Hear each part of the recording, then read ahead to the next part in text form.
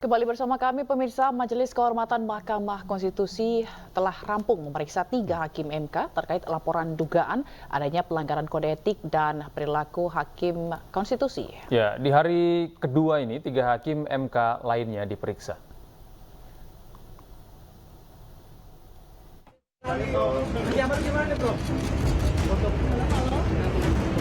Sidang pemeriksaan kembali dilakukan MK untuk mendengarkan argumentasi dari para pelapor yang melaporkan para hakim Mahkamah Konstitusi yang dianggap melakukan pelanggaran etik setelah memutuskan perkara nomor 90/PUU strip XX1/2023. 9 pelapor telah diperiksa oleh MK yang dimana dalam petitumnya hampir mirip dengan pelapor sebelumnya yang menyebutkan Ketua Mahkamah Konstitusi supaya diperiksa dan jika terbukti harus diberhentikan dari jabatannya. Namun ada bab baru yang ditemukan dalam pelaporan, yakni adanya dugaan kebohongan yang dilakukan oleh Ketua Mahkamah Konstitusi Anwar Usman dikarenakan pernyataannya tidak sesuai. Pembiaran.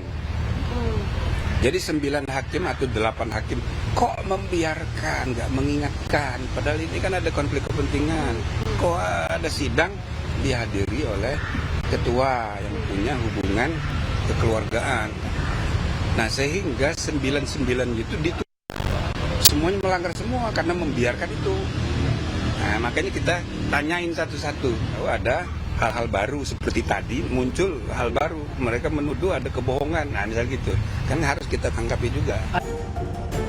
Sementara menurut Usman Hamid, Direktur Amnesty International Indonesia, Ketua Mahkamah Konstitusi Anwar Usman yang menikahi adik kandungnya Joko Widodo beberapa bulan yang lalu diduga dapat membuat celah bagi Jokowi mengintervensi MK. Menurutnya, putusan MK nomor 90 tahun 2023 tentang batas usia Capres-Cawapres pada tanggal 16 Oktober 2023 memiliki benturan kepentingan dengan keluarga Jokowi.